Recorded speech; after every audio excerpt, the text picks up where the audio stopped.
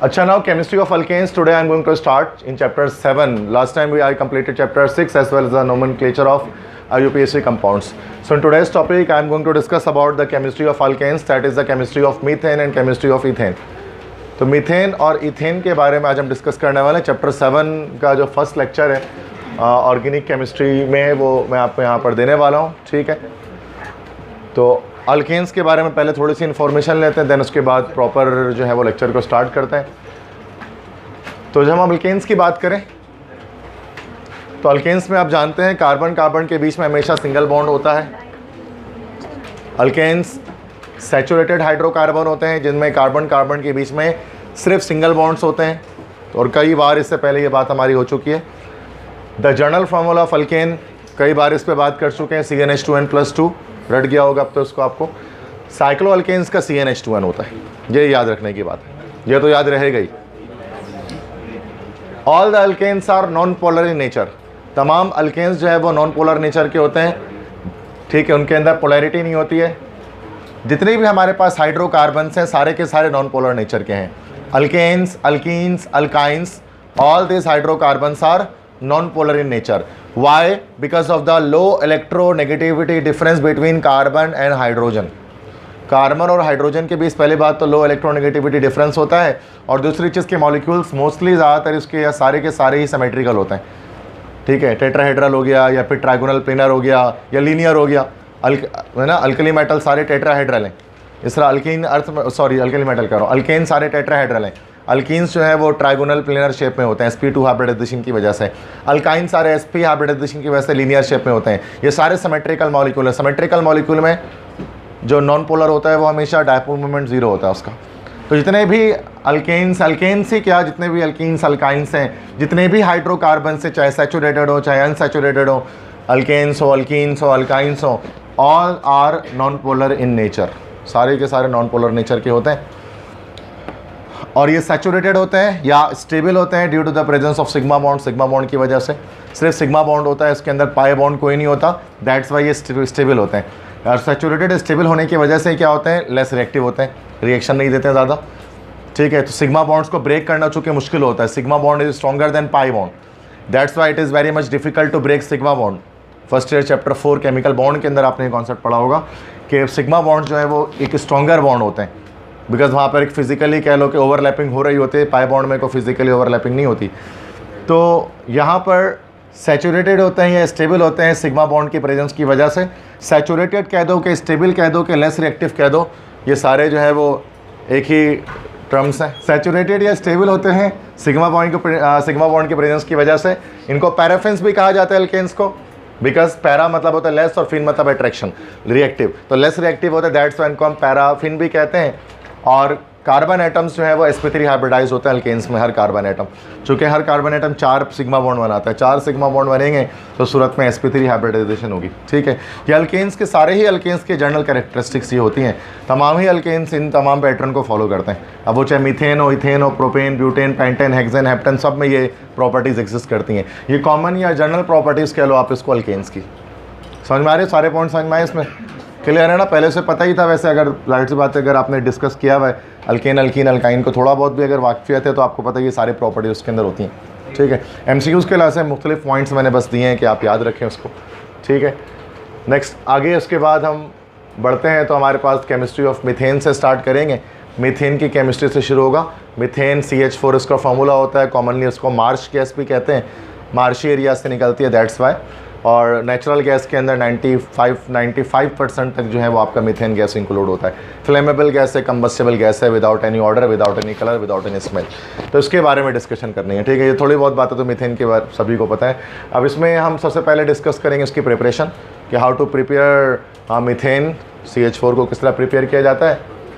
और इसमें different methods of preparation हमारे पास इसके हैं जिससे हम बना सकते हैं। MCQs वाइज ही आएगा, आपको कंप्लीट एंड बैलेंस नहीं करना होगा जैसे कि आपको इंटर में करना होता है। ये मल्टीपल चॉइस क्वेश्चंस में आ सकता है, कहीं पर भी डैश रिएक्टेंट्स या प्रोडक्ट्स में हो सकता है, आपको उसमें डैश फिल करना पड़ेगा। ठीक है, तो रिएक्शंस सब आपको आएंगे तभी आपको पता लगेगा कि रिएजेंट्स क्या हैं, रिएक्टेंट्स क्या हैं, प्रोडक्ट्स क्या हैं। तो मीथेन को प्रिपेयर करने का सबसे पहला तरीका होता है by the reduction of methyl iodide. Methyl iodide की रिडक्शन से या किसी दूसरे ऐसे भी अल्काइल हैलाइड की रिडक्शन से। ठीक है, रिडक्शन किसे कहते हैं? रिडक्शन के दो मायने हैं, ठीक है। रिडक्शन के टू मीनिंग्स हमारे पास बन सकते हैं। एक रिडक्शन का हमारे पास मतलब हो सकता है रिमूवल ऑफ ऑक्सीजन, किसी मॉलिक्यूल से ऑक्सीजन को रिमूव करना हो तो that is called reduction. Reduction का एक दूसरा हमारे पास सेकंड एक मीनिंग हमारे पास बन सकती है एडिशन ऑफ हाइड्रोजन। अगर हाइड्रोजन आपको ऐड करना हो तो भी in that case it is also called reduction. तो अब चूँकि आयोडोमीथेन के अंदर ऑक्सीजन होता ही नहीं, तो यहाँ पर तो वो वाली डेफिनेशन वैलिड होती ही नहीं कि रिमूवल ऑफ ऑक्सीजन हो। हाँ, एडिशन ऑफ हाइड्रोजन उसके अंदर आप कर सकते हैं, ये पॉसिबिलिटी है।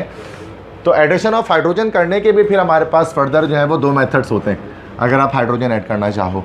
एक आप क्या कर लेते हो बाय नेसेंट हाइड्रोजन, आप नेसेंट हाइड्रोजन लेकर आप एडिशन कर लेते हैं, और एक आप कर सकते हैं that is called catalytic reduction, या कैटालाइटिक रिडक्शन जिसको आप लोग कॉमनली हाइड्रोजनेशन भी कहते हैं, ठीक है। फिर से मैं बता दूं तो ये सबसे बेसिक जो फिनोमिना हमारे पास होता है ना किसी भी, या सबसे बेसिक जो रिएक्शंस हमारे पास होते हैं ऑक्सीडेशन और रिडक्शन रिएक्शंस, तो उसमें से रिडक्शन और ऑक्सीडेशन दोनों एक दूसरे के अपोजिट हैं, रेसिप्रोकल टर्म्स हैं। तो रिडक्शन मतलब रिमूवल ऑफ ऑक्सीजन हो गया या फिर एडिशन ऑफ हाइड्रोजन हो गया, ठीक है। तो हाइड्रोजन जब ऐड करेंगे तो हाइड्रोजन को ऐड करने के दो तरीके हैं, नेसेंट हाइड्रोजन ऐड कर दो या चाहो तो आप जो है मॉलिक्यूलर हाइड्रोजन को ऐड कर दो। नेसेंट हाइड्रोजन को ऐड कर सकते हैं तो डायरेक्ट सिर्फ रिडक्शन कहलाती है वो, और अगर आप जो है वो मॉलिक्यूलर हाइड्रोजन को अगर आप ऐड कर रहे हैं तो this will be called catalytic reduction. Catalyst के प्रेजेंस में अगर आप रिडक्शन कर सकते हैं तो ये भी पॉसिबिलिटी है। तो यहाँ पर हम जो है वो नेसेंट हाइड्रोजन को ऐड करते हैं, रिडक्शन इस तरह से की जाती है। हम लेते हैं CH3। तो मीथेन की बात करें इससे हम कोई भी अल्केन बना सकते हैं, it can produce any alkane, ठीक है। ये वाला जो फर्स्ट प्रोसेस है कोई भी अल्केन बना सकते हैं, इसमें कोई एक्सेप्शन नहीं है, ठीक है। तो आयोडोमीथेन लेते हैं, तो ये कॉमन IUPAC में आयोडोमीथेन है, आप जानते हैं कॉमन नेम इसका मिथाइल आयोडाइड हो जाएगा, कल IUPAC पूरी पढ़ी हमने। तो इसका H मतलब नेसेंट हाइड्रोजन से रिएक्शन कराना है, अगर लार्ज ब्रैकेट के अंदर H है that is called nascent hydrogen, it is more reactive than molecular hydrogen because it has not complete duplet. तो इसका कंप्लीट डुप्लेट नहीं होता, डुप्लेट कंप्लीट नहीं है इसका, तो ये कह लो कि ये मोर रिएक्टिव है H2 से। तो ये डायरेक्टली रिएक्शन कर सकता है, H2 डायरेक्टली रिएक्शन नहीं कर सकता। H2 जब रिएक्शन करेगा तो in the presence of a catalyst करेगा, जैसे निकल प्लैटिनम पैलेडियम वगैरह के प्रेजेंस में, इसको कैटलिस्ट नहीं चाहिए। अब बहुत सारे इसको कैटलिस्ट नहीं चाहिए तो ये Zn और HCl ये क्या लिखा हुआ है इस पर सॉल्वेंट पे, सो इट इज़ एक्चुअली जो ऊपर लिखा होता है this is the source of nascent hydrogen. अब नेसेंट हाइड्रोजन क्या होता है उसके डेफिनेशन वाइज, नेसेंट हाइड्रोजन किसे कहते हैं? Hydrogen at the time of its liberation during a chemical reaction.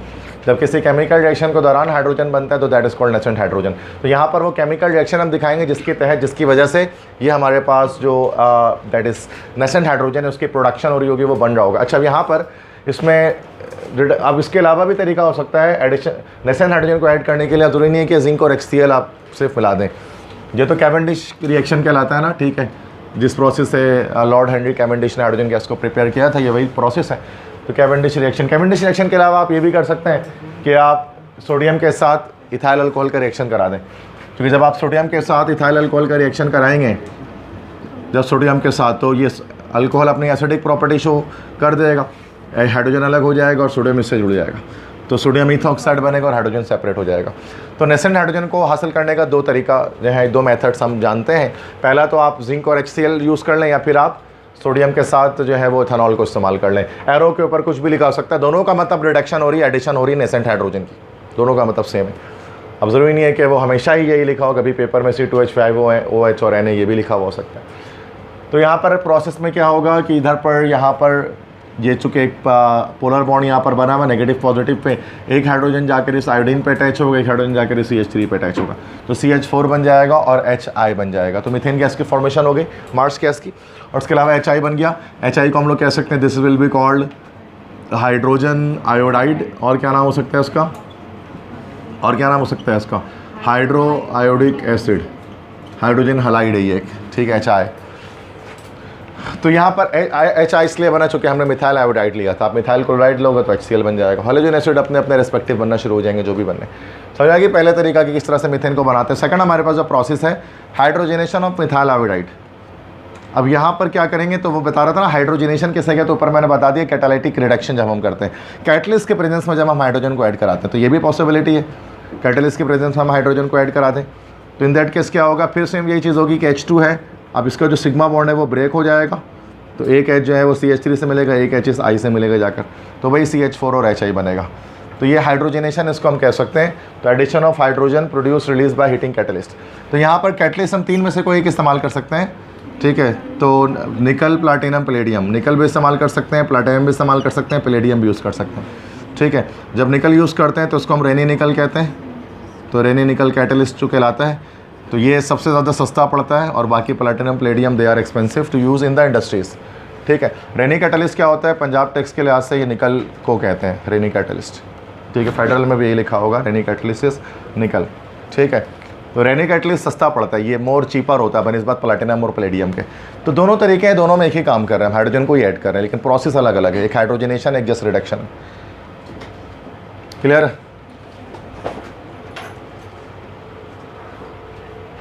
तो मीथेन की प्रिपरेशन डिस्कस कर रहे हैं कि किस किस तरह से प्रिपेयर कर रहे हैं। सेकंड एप्टीट्यूड में तो जाहिर से पता है बेनिफिट होगा, साथ में आपकी ऑर्गेनिक सेकेंडरी की भी रिपीट होती जाएगी साथ में, ठीक है। दोनों चीज़ें साथ साथ होंगी। स्पीड थोड़ी तेज़ होती है, बस फ़र्क ये होता है, बाकी कोई मसला नहीं है, बाकी सेम ही होती है चीज़ें। क्लियर है? आगे बढ़ें, ठीक है। देन उसके बाद हमारे पास है बच्चों, that is the third process, reaction with sodium acetate and with sodium hydroxide. तो ये तीसरा प्रोसेस है। ये जो प्रोसेस यहाँ पर हम देख रहे हैं, ठीक है, डीकार्बोक्सिलेशन इसको हम कहते हैं, ठीक है। ये प्रोसेस हमारे पास डीकार्बोक्सिलेशन भी कहलाता है। डीकार्बोक्सिलेशन, डीकार्बोक्सिलेशन का मतलब क्या होता है? डीकार्बोक्सिलेशन का मतलब होता है रिमूवल ऑफ कार्बोक्सिल ग्रुप, ठीक है। कार्बोक्सिल ग्रुप अगर आप किसी कंपाउंड से रिमूव करने वाले हैं, मतलब C डबल बॉन्ड OO, ये ग्रुप अगर आप रिमूव करने वाले हैं, so this will be called decarboxylation. और उसके लिए हमारे पास क्या चाहिए होता है? For this we need a decarboxylating agent. उसके लिए हमारे पास को डीकार्बोक्सिलेटिंग एजेंट चाहिए जो क्या कर सके, कार्बोक्सिल ग्रुप को रिमूव कर सके। और वो हमारे पास क्या होता है? Soda lime. सोडा लाइम होता है एट हाई टेम्परेचर, ठीक है। सोडा लाइम दो चीज़ों का मिक्सचर है। It is a mixture of what? Caustic soda and lime से मुराद यहाँ पर हमारे पास हो गया कौन सा लाइम? क्विक लाइम, ठीक है। तो कास्टिक सोडा हमारे पास क्या होता है? NaOH, जो हमारे पास एज अ रिएक्टेंट यूज़ होगा, ठीक है। और क्विक लाइम हमारे पास कैल्शियम ऑक्साइड होता है जो एज अ कैटलिस्ट यूज़ होता है, ठीक है। तो ये सोडा लाइम रिएक्शन हमारे पास कहलाता है। सोडा लाइम में क्या होता है कि ये जो है वो कार्बोक्सिल ग्रुप की रिमूवल करवाता है, ठीक है। कार्बोक्सिल ग्रुप को रिमूव करता है किसी भी कंपाउंड में से। जैसे यहाँ पर हमने ले लिया compound sodium acetate, sodium acetate CH3COONA, ठीक है। एसिटिक एसिड का सोडियम सॉल्ट भी कह सकते हैं उसको। सोडियम एसीटेट लिया, उसका NaOH से रिएक्शन कराया, तो ये जो COONA पूरा जो कार्बोक्सिल ग्रुप है Na के साथ, उस NaO के साथ जो है वो बाहर निकलेगा, ठीक है। तो ये पूरा Na2CO3 सेपरेट आउट हो जाएगा और CH3H से रिएक्शन करके मीथेन बना लेगा, ठीक है। तो यहाँ पर डीकार्बोक्सिलेशन इसलिए कि सोडियम एसीटेट की डीकार्बोक्सिलेशन की है। इसमें से इसका कार्बोक्सिल ग्रुप यहाँ पे आप देख सकते हैं, COO ग्रुप यहाँ से उसका हटा दिया हमने, ठीक है। तो ये एक और प्रोसेस हमारे पास होता है। तो ये सोडियम एसीटेट कह सकते हैं, IUPAC में सोडियम इथेनोएट कह सकते हैं। ऊपर जो नेम लिखा हुआ है मैंने, दैट इज़ ये आपका IUPAC है, नीचे ब्रैकेट में डाल दिया था, वो कॉमन नेम्स वगैरह है, ठीक है। तो मीथेन या मार्च गैस बन रहा है, सोडियम कार्बोनेट बाय प्रोडक्ट के तौर पर रिलीज़ हो रहा है, ठीक है। तो इसी प्रोसेस को डीकार्बोक्सिलेशन कहते हैं, जिसमें CO2 या C double bond OO group जो है वो हमारा रिमूव हो रहा होता है। क्लियर है? ठीक है। रिएजेंट्स का NaOH का तो काम क्या चीज़? CaO रिएक्शन को फास्ट कर रहा है, कैटलिस्ट है, वरना स्लो रिएक्शन है। तो यहाँ पर हम लिखते हैं ना, इसको इधर पे लिखेंगे CaO और यहाँ पे हाई टेम्परेचर, इसलिए कंप्लीट रिएक्शन है, कैटलिस्ट से रिएक्शन फास्ट करेगा। क्लियर है?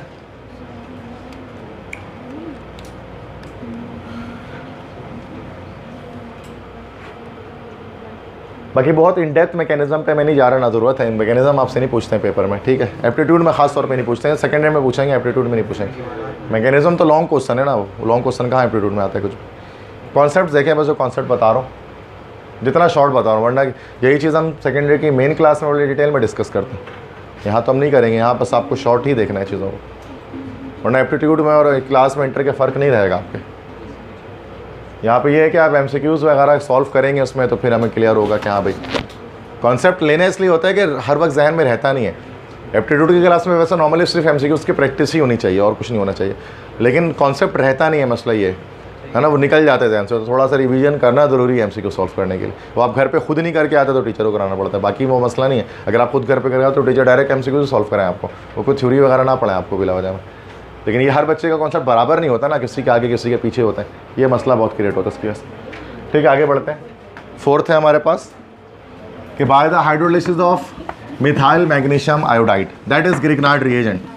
ठीक है, तो यहाँ पर हम यूज़ करेंगे हाइड्रोलिसिस करेंगे। हाइड्रोलिसिस मतलब reaction with what? Reaction with water. देखो ऑर्गेनिक केमिस्ट्री के अंदर hydration and hydrolysis they both are same terminologies, but in physical chemistry they both are different things.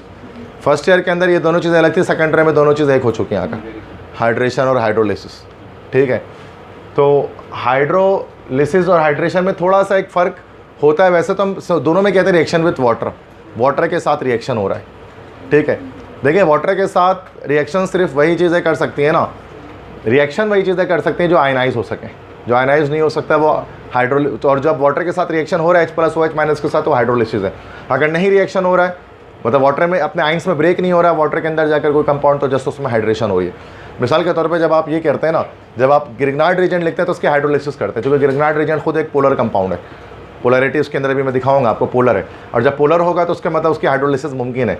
ये जब हम इथाइन की बात करते हैं उसमें हाइड्रेशन लिखा हुआ होता है ना, इथाइन की हाइड्रेशन, उसमें भी हो रहा वाटर से ही रिएक्शन है, लेकिन इथाइन चूँकि नॉन पोलर नेचर का ना, तो वाटर में अपना आइंस में डिसोसिएट नहीं होता वो, दैट्स वाई उसको हम हाइड्रेशन ऑफ इथाइन लिख रहे होते हैं हर जगह पर, और हाइड्रोलिसिस ऑफ ग्रिग्नार्ड रिएजेंट, जबकि काम दोनों में वाटर से रिएक्शन करवा रहे हैं। तो वो फर्स्ट ईयर का कॉन्सेप्ट उठ के यहाँ पर आ रहा होता है, जो बहुत डिटेल में हम फर्स्ट टाइम वो डिस्कस करते हैं चैप्टर 7 में, difference between hydration and hydrolysis वाली बात है। चलो अब आते हैं, हाइड्रोलिसिस करना है रिएक्शन विथ वाटर, ये समझ जाओ। ठीक है, वाटर में और मिथाइल मैग्नीशियम आयोडाइड के साथ। मिथाइल मैग्नीशियम आयोडाइड है क्या? डायरेक्ट लिख दिया गया, दैट इज CH3Mg और I, this is actually Grignard's reagent, है ना, ग्रिग्नार्ड्स रिएजेंट। तो जो साइंटिस्ट था जिसने इसको डिस्कवर किया था, क्या नाम था? Victor Grignard. ठीक है, विक्टर ग्रिग्नार्ड ने इसको बनाया था। इसका जनरल फार्मूला होता है RMgX। ठीक है, तो ये RMgX का general formula, alkyl magnesium halide इसका जनरल नेम हो गया। ऑर्गेनोमेटेलिक कंपाउंड होता है ग्रिग्नार्ड रिएजेंट। ऑर्गेनोमेटेलिक कंपाउंड से मुराद इसमें ऑर्गेनिक इनऑर्गेनिक दोनों नेचर शामिल होता है। मेटल भी आपको दिख रहे हैं Mg, और R और X जो है वो ऑर्गेनिक है। तो ऑर्गेनोमेटेलिक कंपाउंड जिसमें ऑर्गेनिक और इनऑर्गेनिक, मतलब ऑर्गेनिक कंपाउंड हो और साथ में मेटल भी हो। रेयरली, बहुत कम ऐसे कंपाउंड्स ऑर्गेनिक केमिस्ट्री में जिसमें मेटल के साथ ऑर्गेनिक हाइड्रोकार्बन्स लगे हुए होते हैं, वरना हमेशा नॉन मेटल्स के साथ ही अटैचमेंट होती है हाइड्रोकार्बन्स की। लेकिन अगर ये मेटल के साथ हो जाए, जैसे कि ग्रिग्नार्ड रिएजेंट में होता है, that is called organometallic compound. अब यहाँ पर RMgX के अंदर आप ये बात भी जानते हैं, due to the higher electropositivity of magnesium. ठीक है, तो इस पूरे पर पॉजिटिव चार्ज आता है, R पर नेगेटिव चार्ज आता है। That's why alkyl halide alkyl radical is a nucleophile in Grignard reagent. Negative charge carry करता है ना, न्यूक्लियोफाइल है, एनाइन है इसको हम। और जब कार्बन पर नेगेटिव चार्ज आता है तो उसको क्या बोलते हैं? कार्बेनाइन। तो ये कार्बेनाइन जनरेट होता है इसके अंदर। ठीक है, कार्बेनाइन एक कार्बोकैटाइन होता है, कार्बोनियम जिसको आप लोग कहते हैं। ठीक है, C+ होता है वो, R+ होता है वो। ठीक है, तो R के अंदर तो प्लस चार्ज भी जनरेट होता है, माइनस भी जनरेट होता है, दोनों होते हैं। R लेकिन जुड़ा हुआ है वहाँ इलेक्ट्रोपॉजिटिव एलिमेंट्स, तो मैग्नीशियम हाईली इलेक्ट्रोपॉजिटिव है, तो अपने इलेक्ट्रॉन्स को, जाहिर सी बात है, वो छोड़ देगा, लूज कर देगा, तो उसको R जो है वो गेन कर लेगा। ठीक है, रेडिकल। तो इसलिए यहाँ पर भी आप तो पार्शली देख सकते हैं कि जब हम हाइड्रोलिसिस करते हैं, वाटर से रिएक्शन करते हैं, तो CH3 पर नेगेटिव चार्ज और MgI पर पॉजिटिव चार्ज जनरेट हो रहा होता है। और उसके वाटर से जब रिएक्शन करेंगे तो OH इस प्लस के साथ मिलेगा, माइनस वाला प्लस के साथ, प्लस वाला माइनस के साथ मिलेगा, CH4 बन जाएगा और MgIOH बन जाएगा, वो बाय प्रोडक्ट। तो मीथेन गैस की फिर फॉर्मेशन हो जाएगी। क्लियर है? ठीक है, समझ में आ गई बात? सिंपल। अच्छा, इससे कोई भी अल्केन आप इससे ही बना सकते हैं, नो एक्सेप्शन टू इट। कोई भी अल्केन बनाया जा सकता है, what ever alkane you can make from it. इससे आप आइसो अल्केन्स वगैरह भी बना सकते हैं, जैसे आइसोब्यूटेन बनाना है, इसके लिए आप यहाँ पर आइसोब्यूटाइल रेडिकल आपको लगाना पड़ेगा, है ना भाई। मिसाल के तौर पे जैसे इस तरह से, तो अगर आपको आइसोब्यूटेन बनाना है तो इस तरह का MgX ऐसा लगाना पड़ेगा। तो अब ये क्या होगा? आइसोब्यूटेन बन के आपके सामने आएगा। मतलब आइसो नेओ कंपाउंड्स भी बनाए जा सकते हैं, जरूरी नहीं कि N कंपाउंड सिर्फ बनाए जाएँ। स्ट्रेट चेन के अलावा ब्रांच चेन कंपाउंड भी बना सकते हैं, डिफरेंट यहाँ पर R की वैल्यू को रख के। बेंजीन भी बनाया जा सकता है, अगर यहाँ पर आप डायरेक्ट क्या लगा दें? फिनाइल रेडिकल लगा दें, फिनाइल मैग्नीशियम हैलाइड यूज़ कर लें, तो C6H6 बन जाएगा, बेंजीन बन जाएगा। ये बेंजीन का डायरेक्ट प्रिपरेशन मेथड है ग्रिग्नार्ड रिएजेंट के थ्रू। ठीक है, तो कोई भी अल्केन बनाया जा सकता है, यहाँ तक एरोमेटिक आप बेंजीन भी बना सकते हैं इस प्रोसेस से, और आइसो अल्केन्स वगैरह भी बना सकते हैं, जैसे आइसोब्यूटेन, आइसोपेंटेन, जो भी। ठीक है, क्लियर है? सिंपल। ठीक है, आगे बढ़ते हैं। उसके बाद हमारे पास ये रिएक्शंस तो सारे मैंने करा दिए, प्रिपरेशन कैसे कैसे हम प्रिपेयर कर सकते थे इनको। ठीक है, तो प्रिपरेशन के बाद तो थोड़ा फास्ट वे को सेकंड ईयर में तो मैं आपको पहले भी बता रहा हूँ, मैं बहुत फास्ट ही निकालूंगा, ठीक है ना। वजह ये कि इसमें आपकी कोई भी कोऑर्डिनेशन नहीं होती, बहुत लेस कोऑर्डिनेशन होती है। क्योंकि फर्स्ट ईयर में बहुत कोऑर्डिनेशन है, वो मज़ा भी आता है, उसमें न्यूमेरिकल्स वगैरह होते हैं। सेकंड ईयर में तो कुछ भी नहीं है ना, इसमें बिला वजह टाइम वेस्ट करना मतलब आपके टाइम वेस्ट करना है और किसी का नहीं करना। मतलब मैथ मुझे तो बड़ा मज़ा आता है ऑर्गेनिक पढ़ाने में, तो घंटों घंटों पढ़ा दूँ उसको। लेकिन मसला ये है कि ये आपके लिए फिर वो उतना ज़्यादा इंटरेस्टिंग नहीं बनेगा। टीचर के लिए तो बहुत इंटरेस्टिंग है, पढ़ाने में मज़ा आता है, पढ़ने में मज़ा नहीं आता। हाँ, ऑर्गेनिक फर्स्ट ईयर केमिस्ट्री पढ़ाने में इतना मज़ा नहीं है, लेकिन बच्चे को पढ़ने में बड़ा मज़ा आता है, क्योंकि उसमें न्यूमेरिकल्स वगैरह ज़्यादा है, ठीक है। तो ये चीज़ें हैं, तो वो वहाँ पर जब जाएंगे तो ना वहाँ प्रैक्टिस होगी, वहाँ कोऑर्डिनेशन। यहाँ क्या कोऑर्डिनेशन करोगे आप, उसमें कोई क्या कैलकुलेटर निकाल के सामने रखे ही रहोगे, यूज़ करना होगा ही नहीं उसको। लेकिन यही चीज़ अगर यही जब आप देखते हैं ना फर्स्ट ईयर में जाएंगे तो वहाँ तो टोटली कैलकुलेटर बेस्ड वर्क के सारे स्टार्ट हुए। बट मैं इसलिए करा रहा हूँ सेकंड ईयर, वरना हमेशा फर्स्ट ईयर पहले हम कराते हैं, सेकंड ईयर बाद में, हमेशा से ऐसे ही रहा है, पूरे कराची में ऐसे ही होता है। इस बार सिर्फ ऐसा हो रहा है कि सेकंड ईयर पहले ही हो रहा है, चूँकि पेपर्स से पहले हम एप्टीट्यूड को डिस्कस कर रहे हैं, इसलिए पेपर्स अच्छे चले जाएँ तो उसके वाले से बात कर रहे हैं, ठीक है। चलो ठीक है, तो केमिस्ट्री ऑफ मीथेन में अब हम डिस्कस करेंगे केमिकल प्रॉपर्टीज़, रिएक्शंस डिस्कस करते हैं। एक ही दो ही रिएक्शन, मतलब अल्केन्स तो वैसे भी मैंने बताया लेस एक्टिव होता है, तो गिनते कि एक दो ही रिएक्शंस करते हैं, बस वही देखते हैं। पहला तो आप जानते हैं कंबस्शन करेगा, कंबस्शन हर हाइड्रोकार्बन करता है, और कंबस्शन सबसे ईजीएस्ट रिएक्शन है ऑर्गेनिक केमिस्ट्री में, क्योंकि जब भी कोई भी हाइड्रोकार्बन जलता है, कंबस्शन करता है, तो वो कार्बन डाइऑक्साइड और वाटर प्रोड्यूस करता है।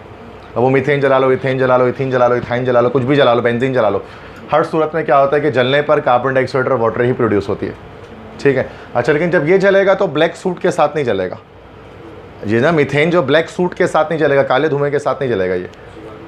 लेकिन ये जब बेंजीन एरोमेटिक हाइड्रोकार्बन जलेंगे तो ब्लैक सूट के साथ जलेंगे, क्योंकि यहाँ पर देखो कार्बन और हाइड्रोजन की रेशियो 1:4 का है ना, 1:4 का रेशियो है। ये अगर आप बेंजीन की बात कर लो तो कार्बन हाइड्रोजन का रेशियो 1:1 का है, 6:6 नहीं कहेंगे, 1:1 कहेंगे, ठीक है। 1:1 का रेशियो है, जितना कार्बन उतनी हाइड्रोजन, तो कार्बन कंटेंट ज़्यादा होता है एरोमेटिक हाइड्रोकार्बन बनस्पत इसके, इसलिए ये ब्लैक कलर से जल रहा होता है, ये ब्लैक सूट के साथ जलेगा। तो दोनों ही कंबस्शन करेंगे, दोनों ही फ्लेमेबल है, दोनों ही कंबस्टेबल है, लेकिन ये ब्लैक सूट के साथ जलेगा। That is the only difference between aliphatic and aromatic compound.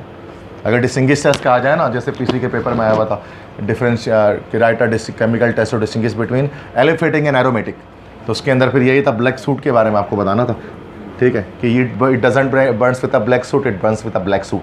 Suit SWT suit होता है, मतलब धुआं, ठीक है। ठीक है, कंबस्शन समझ में आ गया, सिंपल है। A common reaction of all hydrocarbon, मतलब हर हाइड्रोकार्बन सेम तरह से करेगा, कार्बन डाइऑक्साइड और वाटर बनाएगा। सिंपल, बहुत सिंपल। कोई मसला कुछ पूछना है?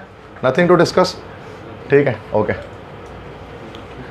अब इसके बाद जो इसकी मेन रिएक्शन है ना मीथेन की, आपको पता है कि जो केमिकल रिएक्शंस होते हैं ना, बेसिक मेन जो है ना, वो दो तरह के हमारे पास रिएक्शंस होते हैं, ठीक है। तो दो तरह के मेन रिएक्शंस है, सब्स्टिट्यूशन या एडिशन। ये दो मेन टाइप हैं ऑर्गेनिक रिएक्शन में। चैप्टर 6, 7, 8, 9 सब जगह जो चल रहा होता है स्टार्ट से, या सब्स्टिट्यूशन होगी या एडिशन होगा। सब्स्टिट्यूशन कौन करता है? सैचुरेटेड क्या अनसैचुरेटेड? सैचुरेटेड करेगा, ठीक है। और अनसैचुरेटेड जो एडिशन करेगा। अल्केन्स क्या होते हैं? सैचुरेटेड के सैचुरेटेड सब्स्टिट्यूशन करेंगे। अब सब्स्टिट्यूशन करने के बाद फिर हम देखते हैं कि जो भी कंपोनेंट हमारे पास है वो इलेक्ट्रॉन रिच है, इलेक्ट्रॉन प्रेसाइज है, इलेक्ट्रॉन डेफिशिएंट है, ये चेक करना पड़ता है। तो उसके लिहाज से हमें फैसला होता है कि वो सब्स्टिट्यूशन कौन सी करेगा, इलेक्ट्रोफिलिक, न्यूक्लियोफिलिक या फ्री रेडिकल, ठीक है ना। क्योंकि आप वो जो सबस्ट्रेट है आपका, ये रहा CH4 सबस्ट्रेट है। सबस्ट्रेट इसी को कहते हैं ना, क्योंकि जब कोई भी हमारा ऑर्गेनिक रिएक्शन लिख रहे होते हैं तो उसमें हमारे पास सबसे पहले क्या होता है? सबस्ट्रेट होता है। सबस्ट्रेट का रिएक्शन होता है किसी रिएजेंट के साथ, और यहाँ पर हमारे पास कभी कोई कैटलिस्ट होता है, यहाँ पर या तो कभी कोई सॉल्वेंट होता है, और साथ में हमारे पास बनता है प्रोडक्ट, और प्रोडक्ट के साथ समथिंग हमारे पास क्या बनता है? लिविंग ग्रुप हमारे पास कुछ होता है। तो ये एक फर्दर एक जर्नल कह लो कि एक रिएक्शन तमाम ही केमिकल रिएक्शंस पे फॉलो किया जाता है ऑर्गेनिक में।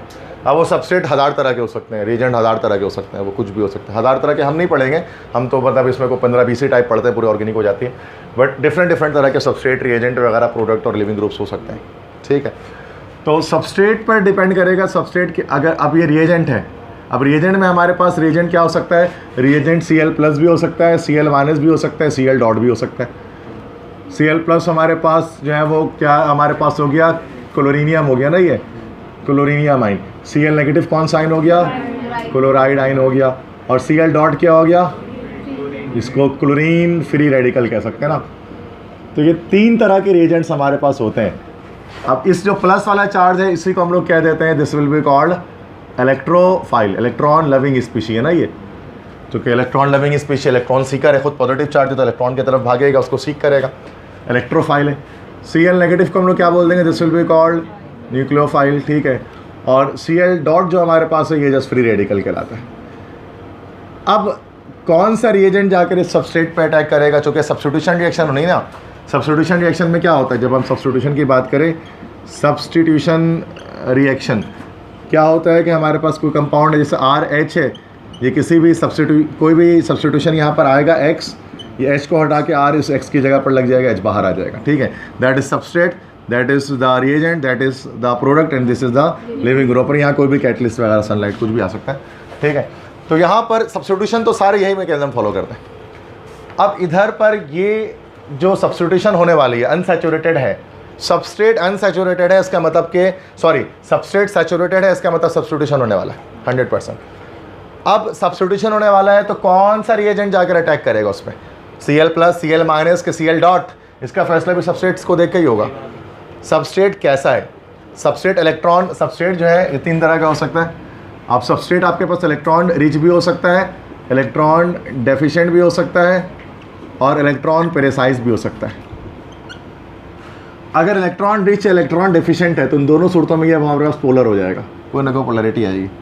और अगर इलेक्ट्रॉन पेरिसाइज है तो ये नॉन पोलर हो जाएगा, मतलब इसको इलेक्ट्रॉन्स की नीड है नहीं, जिसके इलेक्ट्रॉन पूरे पूरे बराबर हैं, ठीक है। पोलैरिटी मतलब जनरेट नहीं हो रही है। तो यहाँ पर अब देखो CH4 की बात कर लो तो CH4 एक सिमेट्रिकल मॉलिक्यूल है, इसके अंदर कोई भी पोलैरिटी जो है वो मौजूद नहीं है, ठीक है, इलेक्ट्रॉन प्रिसाइज है। तो अब यहाँ पर ना तो इलेक्ट्रॉन लेगा ना तो ये देगा, दोनों नहीं कर सकता। तो यहाँ पर इसके साथ जो अटैक करेगा रिएजेंट जाकर वो फ्री रेडिकल होगा, फ्री रेडिकल अटैक करेगा। बात समझ में आ रही है? तो ये सबस्ट्रेट फैसला कर, तो पूरा मैकेनिज्म बनता है हमारे पास इसकी वजह से। अब अल्केन करेगा सब्स्टिट्यूशन, सिंपल बात है। अब सब्स्टिट्यूशन कौन सी करेगा, इलेक्ट्रोफिलिक सब्स्टिट्यूशन करेगा, निकोलोफिलिक सब्स्टिट्यूशन करेगा, या अब फ्री रेडिकल करेगा? क्योंकि यहाँ पर हमारे पास ये नॉन पोलर नेचर का है, तो सूरत में free radical substitution reaction mechanism जो होगा, इसका जो मैकेनिज्म बनेगा, जो यहाँ पर वो फ्री रेडिकल के लिहाज से मैकेनिज्म हमारा जो बन रहा होगा, ठीक है, इसका जो मैकेनिज्म फॉलो होगा, अभी आगे मैकेनिज्म बताऊंगा, तो वो फ्री रेडिकल होगा। अच्छा, ये अगर देख लो, अगर बेंजीन की बात कर लो, बेंजीन में सैचुरेटेड होता है ना, सैचुरेटेड बेंजीन। अब बेंजीन इलेक्ट्रॉन रिच भी होता है due to the presence of 6 pi electrons in its, ठीक है। तो इलेक्ट्रॉन रिच होने की वजह से क्या होता है कि ये इलेक्ट्रॉन्स डोनेट कर सकता है ईजिली, तो दैट्स वाई इलेक्ट्रोफाइल आकर इस पर अटैक करता है। दैट्स वाई बेंजीन के जो कैरेक्टरिस्टिक रिएक्शन होते हैं वो इलेक्ट्रोफिलिक सब्स्टिट्यूशन रिएक्शन होते हैं। RX की बात कर लो, अल्काइल हैलाइड की बात कर लो, RX, ठीक है, ये भी सिग्मा बॉन्ड है, सैचुरेटेड है, X ज़्यादा इलेक्ट्रोनेगेटिव है, नेगेटिव चार्ज है, R पे पॉजिटिव चार्ज है यार। अब R पे प्लस चार्ज, इस पर कौन नेगेटिव चार्ज वाला अटैक करेगा ना, आकर X को हटाएगा, नेगेटिव चार्ज वाला आकर हटाएगा। इससे ज़्यादा स्ट्रॉन्गर निकोलोफाइल आएगा, X से ज़्यादा स्ट्रॉन्गर नेगेटिव चार्ज आकर इस X को हटाकर R के साथ लग जाएगा निकोलोफाइल, तो निकोलोफिलिक सब्स्टिट्यूशन होगा चैप्टर 8, ठीक है। तो ये पूरा डिपेंड करता है, मतलब सबसे पहले चीज़ सबस्ट्रेट अगर सैचुरेटेड है तो सब्स्टिट्यूशन होगी।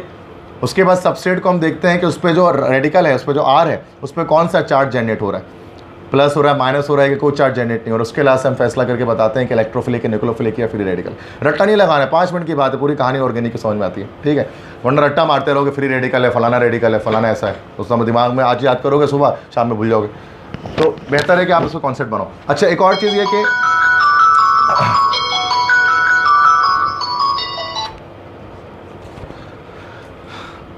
ठीक है, एक और चीज़ हमारे पास ये कि इसमें एडिशन रिएक्शन जब होते हैं, एडिशन रिएक्शन पाई बॉन्ड के ब्रेकेज होते हैं, उसमें भी सेम वही चीज़ होती है, आगे डिस्कस करूँगा। अभी सब्स्टिट्यूशन पे बात कर लूँ पहले कि मीथेन की केमिकल प्रॉपर्टीज़ में सब एक मीथेन करेगा सब्स्टिट्यूशन, सब्स्टिट्यूशन के अंदर फिर ये सब्स्टिट्यूएंट जो है, अभी जो आ रहा होगा रिएजेंट, इस रिएजेंट को सब्स्टिट्यूशन रिएक्शन के अंदर इसको हम लोग क्या कह सकते हैं, सब्स्टिट्यूएंट।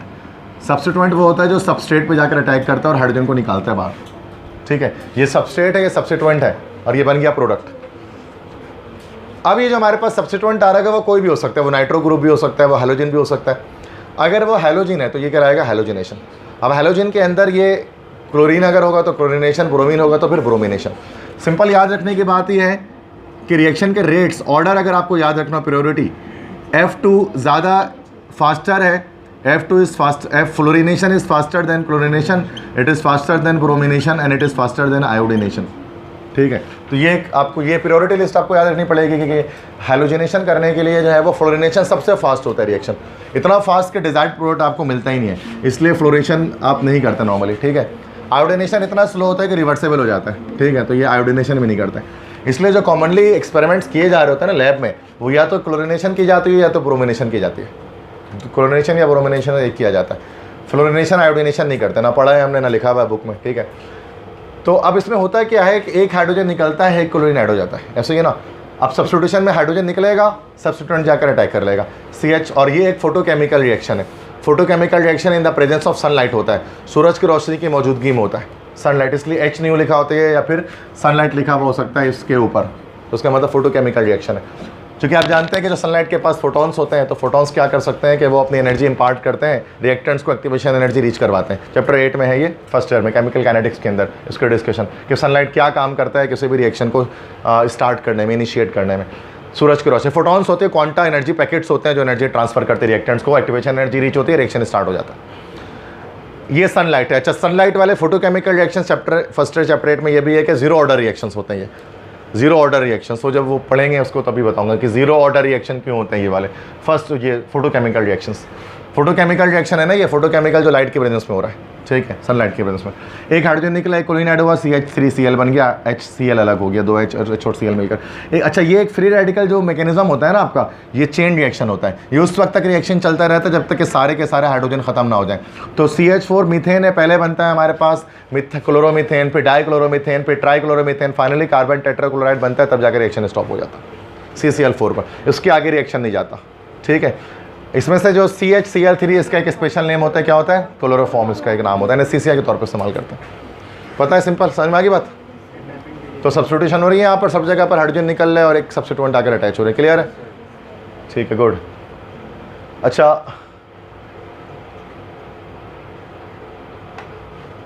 अच्छा, इसके मैकेनिज्म की जब मैं बात करूँ तो मैंने बताया था कि ये मैकेनिज्म इसका फ्री रेडिकल चेन मैकेनिज्म इससे फॉलो होता है, फ्री रेडिकल चेन मैकेनिज्म, ठीक है। तो फ्री रेडिकल इसलिए कहते हैं कि फ्री रेडिकल जनरेट होते हैं। सबसे 3 स्टेप्स इसके अंदर होते हैं ना, step 1, step 2, step 3, initiation, chain propagation, chain termination, ठीक है, नॉर्मल सिंपल है बहुत। सबसे पहले क्या होता है कि Cl के बीच का जो बॉन्ड होता है वो क्लेवेज होता है, बॉन्ड ब्रेक होता है। अच्छा, यहाँ पर ये जो बॉन्ड क्लेवेज हो रहा है, बॉन्ड की ब्रेकिंग हो रही है, तो ये होमोलाइटिक है कि हेट्रोलाइटिक है, होमोलाइटिक है, ठीक है। इसको होमोलाइटिक बॉन्ड फिशन कह सकते हैं या होमोलाइटिक बॉन्ड क्लेवेज कह सकते हैं, बात एक ही है, ठीक है। होमोलाइटिक बॉन्ड फिशन है। होमोलाइटिक बॉन्ड फिशन होती है तो क्या होता है कि जिन इलेक्ट्रॉन्स के साथ बॉन्ड बनाया था अपने अपने इलेक्ट्रॉन ये वापस ले लेते हैं, ठीक है। तो ये इस तरह से जो है वो 2 क्लोरीन फ्री रेडिकल्स आपके पास जनरेट हो जाते हैं, they are called chlorine free radicals. हम होमोलाइटिक है तभी ऐसा हुआ है, वरना ऐसा भी हो सकता था कोई एक ले लेता दूसरा छोड़ देता, ठीक है। जैसे जब हम यही बॉन्ड क्लेवेज जब हम बेंजीन में करेंगे जाकर, मतलब हेलोजिनेशन करने में, बेंजीन की जब हेलोजिनेशन करेंगे तो वहाँ अलग मामला होगा, वहाँ एक क्लोरीन ले लेगा दोनों इलेक्ट्रॉन को, Cl नेगेटिव जनरेट हो जाएगा और एक Cl पॉजिटिव जनरेट हो जाएगा, है ना भाई। वो तो फिर Cl प्लस जाकर अटैक करेगा बेंजीन पर, क्लोरोबेंजीन बनाएगा, तो वहाँ पर फिर समझ जाने का वो हेट्रोलाइटिक बॉन्ड फिशन है। तो वो अच्छा, ये किसको देखकर हो रहा होता है, सामने जो रिएजेंट है उसको देखकर ये सब कुछ हो रहा होता है। ये आप डायरेक्ट फैसला नहीं कर सकते, आपको दुनिया में कोई दे दे कि बेटा इसको बताओ होमोलाइटिक हो क्या हेट्रोलाइटिक, तो दोनों हो सकता है, इसमें क्या पॉसिबिलिटी, रिएक्शन पर डिपेंड करेगा। ये होमोलाइटिक भी क्लेवेज हो सकती है, हेट्रोलाइटिक क्लेवेज भी उसकी हो सकती है, ये डिपेंड करेगा सामने वाला पोलर है कि नॉन पोलर है, ठीक। अच्छा, उसके बाद क्या होगा, प्रोसेस चलता रहेगा, एक हाइड्रोजन निकलेगा और फिर जो है वो फिर CH3 बन जाएगा, फिर HCl से रिएक्शन कर जाएगा, फिर ये CH3Cl से रिएक्शन करके CH3Cl बना लेगा। इस तरह से पूरा कंप्लीट CCl4 तक चलता रहेगा। मैकेनिज्म मैंने फिर बताया थोड़ी देर पहले आपको, मैकेनिज्म डिटेल में कभी भी एप्टीट्यूड में क्या पूछेंगे मैकेनिज्म से, जितना मैंने बता दिया दैट्स इट। ये नहीं बोलेंगे कि फिर सारे के सारे स्टेप्स लिखिए, ये तो नहीं पूछते हैं ना इतना। अब ये सिंपल याद रखना है कि यहाँ पर हमारे पास free radical chain mechanism follow होता है, 3 स्टेप्स होते हैं, chain initiation, chain propagation, chain termination. Free radical generate होते हैं, होमोलाइटिक बॉन्ड फिशन होती है, बात खत्म हो गई। बाकी क्या हो रहा है, बॉन्ड तोड़ना जोड़ना दिखाना नहीं आपको इसमें, वो इंटर में दिखाते हैं, क्लियर है। अच्छा, तो यहाँ पर मीथेन की केमिस्ट्री तो यहाँ पर जो है वो फाइनली यहाँ पर हमने इसको फिनिश किया है, ठीक है। तो अच्छा, बाकी फिजिकल प्रॉपर्टीज़ हैं। अच्छा, कुछ चीज़ें बता दो कि मेरा पैटर्न एप्टीट्यूड में पैटर्न थोड़ा डिफरेंट होता है पढ़ाने का, वो बुक से फॉलो नहीं हो रहा होता ना, डिफरेंट हो रहा होता है। इसमें जो फिजिकल प्रॉपर्टी है उसका एक अलग लेक्चर पूरा होता है, वो फिजिकल प्रॉपर्टी सारी एक साथ पढ़ाई जाती हैं। इस तरह से जो डिस्टिंग्विश टेस्ट है वो सारी एक साथ होती है, यूजेस सारे एक साथ होते हैं, स्ट्रक्चर सारे एक साथ होता है, वो अलग। इसके साथ में स्ट्रक्चर, यूजेस, फिजिकल प्रॉपर्टी वगैरह नहीं कराता हूँ, जैसे कि नॉर्मली क्लास में हम कर रहे होते हैं। इसमें बस एक वो चल रहा होता है, एक पैटर्न चल रहा होता है, ठीक है। चलो, तो यहाँ पर अभी नहीं होगी, थोड़ी देर लगेगा। तो केमिस्ट्री ऑफ, जब हम मीथेन की बात करें मीथेन की केमिस्ट्री की। तो यहाँ पर हमने क्या चीज़ें देखी हैं, कुछ चीज़ें हमने देखी हैं यहाँ पर कि जो है वो किस तरह से प्रोडक्शन हो रही होती है, प्रोड्यूस किस तरह करते हैं। तो मिथाइल आयोडाइड है, ठीक है, इसकी हमने वो कर दी, रिडक्शन कर दी, इससे बनाया, कैटालाइटिक रिडक्शन से बनाया, ठीक है। इस तरह से सोडियम बेंजोएट है, सोडियम एसीटेट है, इसकी डीकार्बोक्सिलेशन से बनाया, ग्रिग्नार्ड एजेंट के हाइड्रोलाइसिस से बनाया। इन तमाम तरीक़ों से हमारे पास मीथेन बन जाए, ठीक है। फिर इस मीथेन के जो फर्दर हमारे पास रिएक्शंस हैं कि वो जो केमिकल प्रॉपर्टीज़ हैं, कंबस्टन करके कार्बन डाइऑक्साइड वाटर बन जाए, कोई ये हेलोजिनेशन हो रही है, मल्टीपल स्टेप्स फॉलो करके CCl4 तक जा रहे हैं, तो वही केमिकल प्रॉपर्टीज इसकी हैं, ठीक है। बात समझ आ रही है। तो एक माइंड मैप है, इसको हम माइंड मैप कहते हैं इसको हम। तो कोशिश ये करना चाहिए कि आप माइंड मैप्स वगैरह भी जो है वो रिएक्शंस को याद करने का तरीका ये होता है कि आप माइंड मैपिंग कर लें कि प्रिपरेशन किस तरह से हो रही है और उससे हमारे पास फिर फर्दर मीथेन किस तरह से रिएक्शन शो कर रहा है। तो इससे एक चीज़ सामने एक ही शीट पर सारी आती है, तो ईजी हो जाता है, बेहतर हो जाता है। भाई रिवाइज हो गया, समझ में आ गया ये चीज़ थी। पेज बाय पेज अगर पलटते रहेंगे ना तो वो थोड़ा मुश्किल होता है, डिफरेंट होता है, ठीक है। अगर उसको लिखना चाहे तो लिखें, आगे बढ़ना पड़ेगा। अब पता नहीं लिखा नहीं लिखा तुम लोगों ने, बट आगे बढ़ रहा सही है। तो केमिस्ट्री ऑफ इथेन है, तो मैंने बताया अल्केन्स की केमिस्ट्री आज हम डिस्कस करेंगे ना। तो अल्केन में 2 कंपाउंड्स हैं, मीथेन है और इथेन है। तो मीथेन तो मैंने बता दिया आपको, इथेन स्टार्ट करते हैं, C2H6 सेकंड मेंबर है अल्केन फैमिली का, ठीक है। तो प्रिपरेशन इसकी सेम है भाई, मतलब ये जल्दी हो जाएगा, ये तो 5-10 मिनट की कहानी है पूरी टोटल। प्रिपरेशन सेम है, कुछ प्रिपरेशन अलग हो सकती हैं, most of the reactions are same. तो सेम देखो, अल्काइल हैलाइड्स के रिडक्शन से इसको ही बनाया जा सकता है, बताया था ना, सारे अल्केन्स बनाए जा सकते हैं। ये नेसेंट हाइड्रोजन से बनाया गया है, ठीक है। और नेसेंट हाइड्रोजन के साथ यहाँ पर ये आपके पास हाइड्रोजनेशन से ये बनाया गया है, मॉलिक्यूलर हाइड्रोजन से कैटालाइटिक रिडक्शन करके। सेम चीज़ है यहाँ पर, कैटलिस्ट उन्होंने कॉपर के साथ इथाइल अल्कोहल यूज़ कर लिया, ठीक है। तो वे सोडियम के साथ भी करेंगे, तो इन दैट सिनेरियो सेम ही होता है, ठीक है। मतलब आपके पास कॉपर इथॉक्साइड बन जाएगा और हाइड्रोजन अलग हो जाएगा। मेटल को भी ले लोगे तो वो एसिडिक प्रॉपर्टी शो कर देगा अपना अल्कोहल, ठीक है। तो ये 2 तरीके, अल्केन्स भी इस 2 तरीके से बन रहे थे, बस सिर्फ फ़र्क था यहाँ CH3 था, यहाँ C2H5। एग्जैक्टली सेम है ना, मतलब कोई भी फ़र्क नहीं है, कोई भी डिफरेंस नहीं है। क्या? हाँ, कॉपर इथॉक्साइड बनेगा सोडियम इथॉक्साइड के बजाय, मतलब मेटल ले लेना होता है कोई भी। अब मेटल आप कॉपर ले लो, सोडियम ले लो, तो दोनों सूरतों में बनेगा। तो भाई हमें तो हाइड्रोजन निकालना है ना, बाकी इथॉक्साइड किसका बनना है, हमें क्या करना। मेन हमारा काम तो नेसेंट हाइड्रोजन लिबरेट हो जाए ना, नेसेंट हाइड्रोजन के hydrogen at the time of its liberation during a chemical reaction, तो वो तो लिबरेट हो जाएगा किसी भी प्रोसेस। सो ये दोनों रिएक्शन सही है, सिंपल समझ में आ गए, क्लियर। देखिए यहाँ पर, अच्छा ये नया रिएक्शन है, उसको देख लो थोड़ा सा, वुड्स रिएक्शन जिसको हम कहते हैं, ठीक है। तो वुड्स रिएक्शन बहुत ज़्यादा एग्जामिनर फेवरेट रिएक्शन है भाई, बहुत पूछते हैं सवाल वुड्स रिएक्शन के बारे में। वुड्स रिएक्शन अच्छा नेम रिएक्शन जितने भी होते हैं they all are very much important. जितने भी नेम रिएक्शंस हैं वो एप्टीट्यूड लेवल के लिहाज से भी बहुत इंपॉर्टेंट है, और उसके अलावा वो जो इंटर लेवल के लिहाज से बहुत इंपॉर्टेंट है। नेम रिएक्शन जो किसी नाम से जाने जाते हैं, जैसे ये वुड्स रिएक्शन एक नाम से जाना जाता है। वुड्स रिएक्शन के अंदर हमारे पास क्या होता है, इसमें हम किसी भी अल्काइल हैलाइड के रिएक्शन कराते हैं किसके साथ, सोडियम के साथ, तो कपलिंग हो जाती है आर की, और सोडियम हैलाइड अलग हो जाता है, ठीक है। और वुड्स रिएक्शन से हम सिर्फ कपलिंग, मतलब इसमें जो हम क्या कर सकते हैं, सिर्फ कौन से हाइड्रोकार्बन्स को बना सकते हैं, कौन से हाइड्रोकार्बन सिर्फ इवन नंबर वाले बना सकते हैं ना, ऑड नंबर वाले नहीं बनाए जा सकते। मीथेन नहीं बनेगा, इथेन बनेगा, प्रोपेन नहीं बनेगा, ब्यूटेन बनेगा, पेंटेन नहीं बनेगा, हेक्सेन बनेगा, इसी तरह से होगा। अब यहाँ चूँकि किसी भी 2 ऑड नंबर या इवन नंबर्स को जब ऐड करते हैं तो उसका आंसर हमेशा एक इवन नंबर ही आता है ना। तो इवन नंबर वाले सारे इसमें जो है वो हमारे पास अल्केन्स बन सकते हैं। मीथेन नहीं बनेगा, इथेन बनेगा, ब्यूटेन बनेगा, हेक्सेन बनेगा, इस तरह से। तो अगर हम मिथाइल आयोडाइड लेंगे, CH3I सोडियम से रिएक्शन करेंगे तो NaI अलग हो जाएगा और ये C2H6 बन जाएगा। CH3 की कपलिंग हो जाएगी, कपलिंग रिएक्शन उसको कहते हैं डबल हो जाएगा, ये R से मिल जाएगा तो C2H6 बन जाएगा, ठीक है। ये हमारे पास बन गया, दैट इज़ कॉल्ड इथेन बन गया। अब यहाँ पर हम इसमें भी डिफरेंट तरह के हाइड्रोकार्बन्स ले सकते हैं, आइसो वाले हाइड्रोकार्बन भी लिए जा सकते हैं, ठीक है, इसमें मना नहीं है।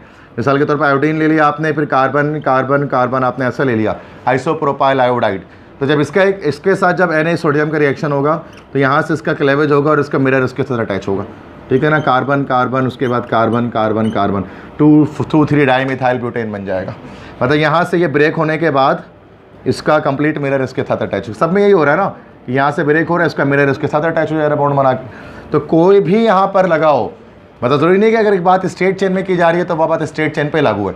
अब ब्रांचिंग कर लो, ऑर्गेनिक केमिस्ट्री तो सिंपल एक होमोलोगस एक पैटर्न पे चल रही होती है। अब ब्रांचिंग कर लो, आप आइसो बना लो, एक नेओ बना लो, आप टर्शरी बना लो, किसी तरह के भी कंपाउंड बना लोगे, हर सूरत में बॉन्ड क्लेवेज होगा और उसके साथ उसका मिरर इमेज सामने जुड़ जाएगा। ठीक है, तो इस तरह के पेपर्स में भी इंटर में पूछे जाते हैं। ठीक है, तो सिर्फ स्ट्रेट चेन वाले नहीं बल्कि ब्रांच चेन वाले भी पॉसिबल है, लेकिन होगी कपलिंग ही उसके अंदर। ठीक है, क्लियर है? यस, इसके अंदर हमारे पास इनहिबिटर मैंने यहाँ छोड़ दिया शायद लिखना, ठीक है ना? तो यस, तो यहाँ पर हमारे पास ड्राई ईथर इस्तेमाल होता है या एनहाइड्रस ईथर इस्तेमाल होता है। ड्राई ईथर या एनहाइड्रस ईथर, यहाँ पर ये या तो एज अ सॉल्वेंट हम इसको यूज़ कर रहे होते हैं या फिर ये एज एन इनहिबिटर यूज़ हो रहा होता है। ये आप जानते हैं inhibitor is what? Inhibitor is a negative catalyst. तो ये मेटल बेस्ड रिएक्शन बहुत फास्ट होते हैं, मेटल है ना, तो मेटल बेस्ड रिएक्शन बहुत फास्ट होते हैं, हाईली विगरस, हाईली वायलेंट होते हैं। उन रिएक्शन को स्लो डाउन करने के लिए हम क्या करते हैं? सोडियम मेटल को इस्तेमाल करते हैं स्लो डाउन करने के लिए। ठीक है, तो ये भी यूज़ होता है। सही कहा कशिश ने, यू आर राइट कि ये यहाँ पर ड्राई ईथर होगा सॉल्वेंट के तौर पे। क्लियर है? समझ में आ गई बात सबको?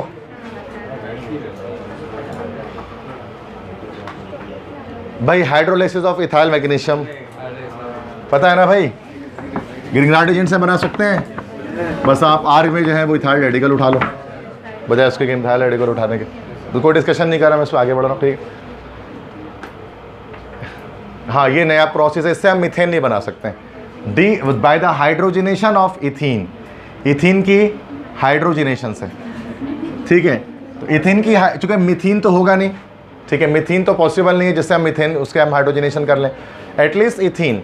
तो इससे याद रखो कि CH4 नॉट पॉसिबल, इस वाले प्रोसेस से CH4 पॉसिबल नहीं होता। यहाँ पे फिर हाइड्रोजनेशन की जा रही है, that is addition of hydrogen. यहाँ पर एडिशन की जा रही है हाइड्रोजन की।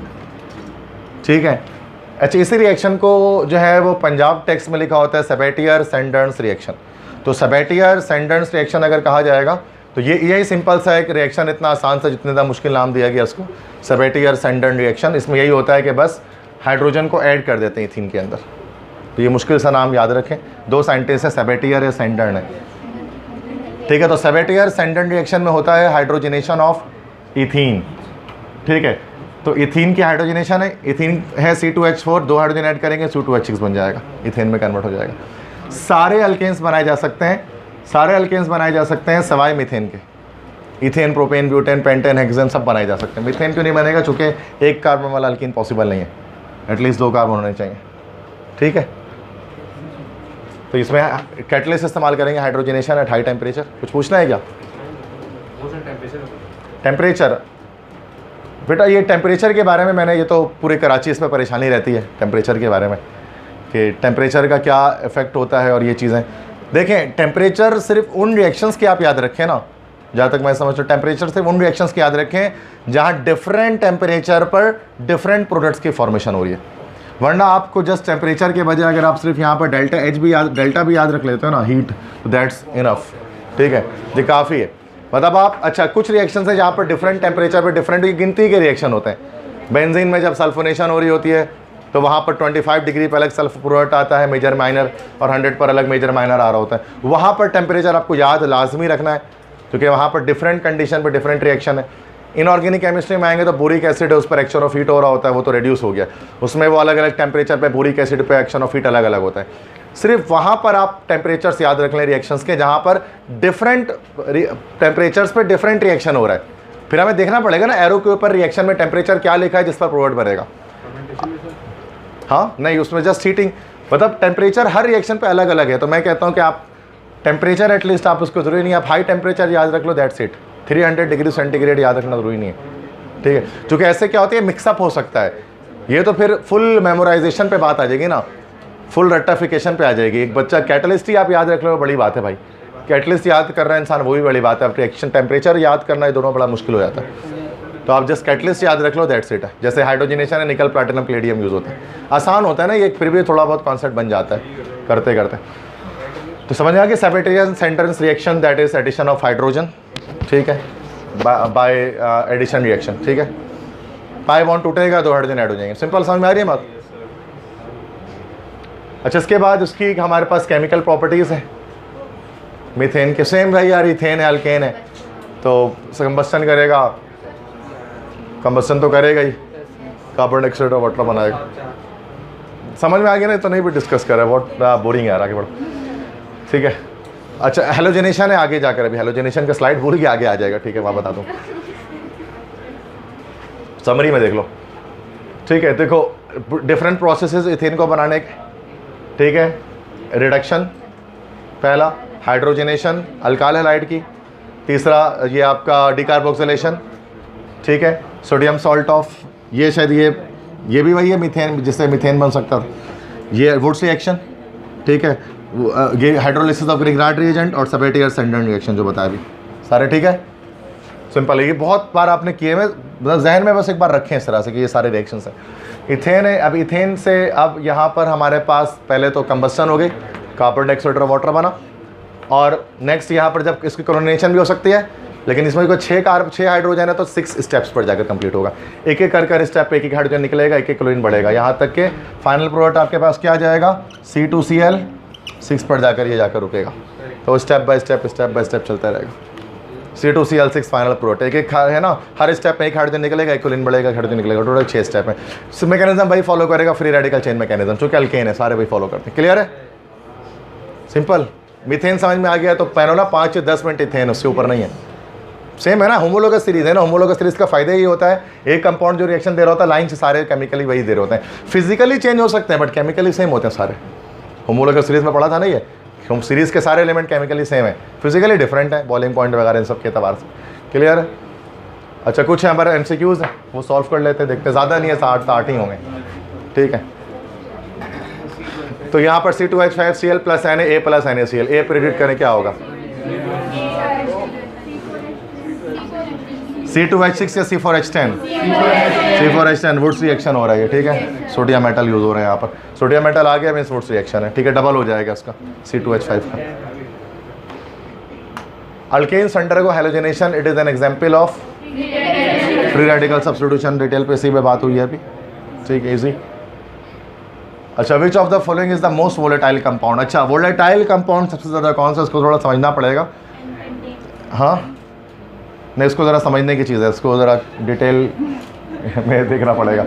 देखिए, जितनी ज़्यादा ब्रांचिंग होगी, ठीक है, तो याद रखिएगा, जितनी ज़्यादा ब्रांचिंग उतनी ज़्यादा वोलेटाइल कंपाउंड होगा। जितना ज़्यादा ब्रांच अटैच होगा ना, जितना ज़्यादा ब्रांच जाकर अटैच हो जाएगा किसी भी हाइड्रोकार्बन से, वो उतना ज़्यादा वोलेटाइल हो जाएगा। सबसे ज़्यादा ब्रांचिंग किसमें, इन सब में से, ये डी में है ना, तो 2,2 डाइमिथाइल प्रोपेन है, सभी पेंटेन। देखो लाइन से अगर हम बात करेंगे ना, लाइन से अगर हम सिर्फ एक ही उसमें बात करें, जैसे मीथेन, या इसको समझ लो C2H6, C3H8, C4H10, ठीक है, C5H12, अगर हम ऐसे जा रहे हैं तो ऊपर से नीचे जाने में बॉइलिंग पॉइंट क्या होगी भाई, इंक्रीज़ होती है। जब बॉइलिंग पॉइंट इंक्रीज़ होगी तो वोलेटाइलिटी कम हो जाएगी, डिक्रीज़ हो जाएगी, ठीक है ना। पेंटेन कम वोलेटाइल होगा बनिस्बत बाकी ऊपर के एलिमेंट्स में। लेकिन आप एक ही कंपाउंड के अंदर रहें, सारे पेंटेन है, ये सारे पेंटेन, ये देखा जाए तो ये इसमें चूँकि सब मिलाकर टोटली जो है आपके पास 5-5 कार्बन बन रहे हैं, ठीक है। अब इसके अंदर यहाँ पर इसमें भी अगर आइसोब्यूटेन नहीं होना चाहिए, आइसोपेंटेन कर लेते हैं उसको, ताकि क्लियर हो जाए, ठीक है। ठीक है, अब यहाँ पर देखें, अगर इसमें यहाँ पर A to D जब हम जाएं तो सारे ही पेंटेन है, 5 कार्बन 5 कार्बन 5 कार्बन, सबसे में 5 कार्बन होंगे, तो ये है तो सारे पेंटेन है, पेंटेन के सारे C5H12 के आइसोमर्स हैं। अब एक ही कंपाउंड के अंदर रहते हुए फिर फैसला कैसे होगा, फिर हम फैसला होगा ब्रांचिंग पे।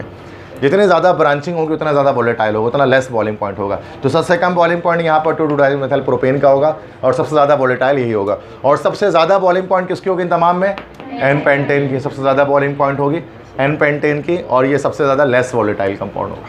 बात समझ में आ रही है। इस रूल को याद रखें, ये पंजाब टेक्स्ट के MCQs में से बनते हैं। MD कैट में आया हुआ है लास्ट ईयर, ND में क्यों आएगा, रेडी में बच्चा है। क्लियर है, चलो पीछे करता हूँ, डिटेल कहाँ जाएंगे। और ये अच्छा, अब मतलब मुश्किल होता ज़रूर होगा कॉन्सेप्चुअली। अच्छा, मैं जब पेपर बना रहा हूँ तो सारे MCQs मैं जब पास पेपर के हवाले से देख रहा होता हूँ, चीज़ें देख रहा होता हूँ, तो मैं तो याद रखो मैं बहुत सारे, अभी मैं बैठा था MD कैट के पेपर लेकर, पास पेपर, ई कैट के पास पेपर लेकर, मुझे गिनती के 7-8 ही ढंग के जो MCQs मिले जो मैं डाल सकता। MCQs 400 450 थे मेरे पास, बट उसमें से कोई भी मुझे ऐसा नहीं लगा जिसको मैं ट्रिकी समझूँ कि मैं आपके सामने बता सकूँ। वो बहुत सिंपल से थे। मैंने बोला मैं क्या उसको डालूँ यार उठा के, फिर वो टाइम वेस्टेज वाली बात होती है। तो मैं सिर्फ वही डालता हूँ जो थोड़े से ट्रिकी होते हैं।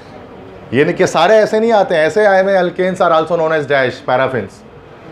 NED में ये आया हुआ है भाई कि the first member of alkane family is called dash, methane, ethane, propane, butane.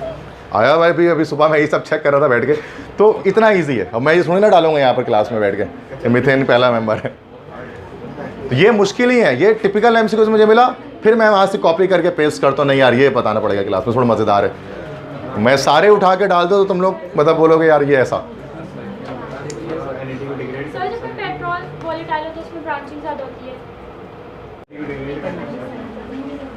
Clear, आगे बढ़े। Alkane molecules are not attacked by electrophiles और nucleophiles because they are dash non polar होते हैं, बताया ना भी, जिसकी वजह से वो न्यूक्लियोफाइल इलेक्ट्रोफाइल दोनों ही अटैक नहीं कर पाता उस पर।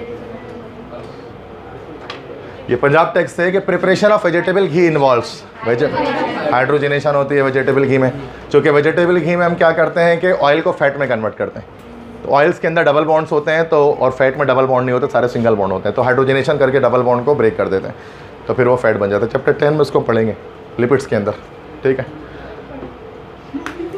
पढ़ेंगे, सब पढ़ेंगे, टाइम है। तो MCQs अब बात कर लेते हैं related to alkanes. Methane is prepared by which one of the following reactions, इनमें से मीथेन किस रिएक्शन से बन सकते हैं? Sabatier, Senderens, Wurtz, Wolff किस्टर।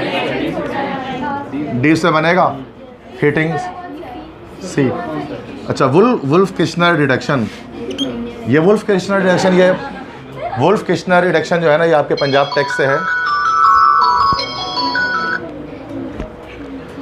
तो वुल्फ किस्टर रिडक्शन ये आपके पंजाब टेक्स्ट से है, ठीक है। इसका एक और नाम होता है, इसको हम क्लेमेंसन रिडक्शन भी कहते हैं। क्लेमेंसन रिडक्शन में क्या होता है, ये एल्डिहाइड्स और कीटोन्स को अल्केन में कन्वर्ट करने के लिए होता है। जैसे अगर आपने कीटोन ले लिया CH3 डबल बॉन्ड हो CH3, उसके आप जिंक से रिएक्शन होता है उसके अंदर, तो क्या होता है, ये जिंक आपको पता है रिड्यूसिंग एजेंट है ना, ये ऑक्सीजन खींच के बाहर निकाल लेता है कीटोन का, तो ये आपका C3H8 अल्केन प्रोपेन बन जाता है और ZNO ऑक्सीजन अलग हो जाता है। ये इस तरह से एल्डिहाइड्स में भी कर सकते हैं। जैसे अगर आप एसिटाल्डिहाइड ले लो, ठीक है, तो जिंक ऑक्सीजन खींच के निकाल लेगा, तो C2H6 बन जाएगा, इथेन और ZNO। तो ये हमारे पास रिडक्शन कहलाती है। एल्डिहाइड्स और कीटोन के जो रिडक्शन करते हैं ना जिंक के थ्रू, तो वो हमारे पास वुल्फ किस्टर रिडक्शन होता है। क्लेमेंसन रिडक्शन भी उसको हम कहते हैं, बट ये इसके बारे में पूछा नहीं किया कभी आज तक, इसलिए मैंने उसका टॉपिक दिया नहीं है एप्टीट्यूड में, बट पंजाब टेक्स्ट में है, ये सिंध बोर्ड में नहीं है। क्लेमेंसन या वुल्फ किस्टर रिडक्शन, वहाँ बहुत सारे प्रोसेस होते हैं उसके अंदर। तो जैसे वो भी सेम यही चीज़ होती है, लेकिन वो फिनॉल का कर रहे हैं ना, वो रिडक्शन तो है, जिंक तो है रिड्यूसिंग एजेंट, वो बहुत जगहों पर इस्तेमाल होता है। तो यहाँ पर भी रिड्यूसिंग एजेंट पे है, लेकिन वहाँ पर वो वुल्फ किस्टर रिडक्शन नहीं कहलाएगा, क्योंकि हमारा ये सिर्फ एल्डिहाइड और कीटोन में होता है और किसी में नहीं होता, फिनॉल में नहीं होगा ये, वहाँ जस्ट वो रिड्यूसिंग एजेंट के तौर पर एक्शन कर रहा है, ठीक है। तो मीथेन को हम heating sodium acetate with soda lime ऐसे बना सकते हैं। सेबेटियर सेंटर से इथीन बन सकता है, वुड सेक्शन से भी इथेन बनता है, थर्ड से भी इथेन ही बनेगा। इथेन बनाया ना ऊपर, ये देखो इथेन बना वुल्फ किस्टर रिडक्शन से। अच्छा, ये MD कैट का सवाल है 2005 का। In which of the following compound carbon uses sp3 hybrid orbital for bond formation, इसमें से किसमें carbon sp3 hybrid orbital use करेगा? किसमें से कौन सा ऐसा कार्बन है जो sp3 हाइब्रिडाइज होगा? अच्छा, यहाँ पर देखो C2H2 की बात करेंगे तो दोनों sp हाइब्रिडाइज्ड है। C2H4 की बात करेंगे तो दोनों के दोनों sp2 हाइब्रिडाइज्ड होंगे। अच्छा, नीचे की बात करें इसमें वाले कार्बन, तो ये कार्बन कौन सा हाइब्रिडाइज होगा? CH2 double bond carbon sp2 होगा, और ये वाला कार्बन ये भी sp2 होगा, डबल बॉन्डेड है। अच्छा, इसमें अगर हम बात करेंगे CH3 थ्राइस है, तो कार्बन है, फिर CH3 है, फिर CH3 है, फिर CH3 है, फिर OH है, अल्कोहलिक ग्रुप लगा हुआ है ना, और यहाँ पे ये वाला कार्बन कौन सा हाइब्रिडाइज होगा? sp3, ये सारे भी sp3 होंगे, तो यहाँ सी ऑप्शन करेक्ट है। इसमें sp3 hybrid carbon atom use होगा बॉन्ड फॉर्मेशन के लिए, रिएक्शन के लिए। ठीक है, कार्बन जब 4 सिग्मा बॉन्ड बनाएगा तो सिंपल जो है वो आपके पास क्या, एल्डिहाइडिक ग्रुप जब लिखा होता है ना, वो हमारे पास उसका तरीका होता है CHO करके लिखा होता है, दिस इज एल्डिहाइडिक। ये तो अल्कोहलिक है, वैसे लग भी नहीं सकेगा एल्डिहाइड से, ये बॉन्ड ही नहीं मिलेगा आपको, एक और कार्बन होना चाहिए था यहाँ पे। ठीक है, अटैचमेंट नहीं हो सकेगी। I think that's it. तो काफ़ी सारे हमारे पास बस इतने ही MCQs थे।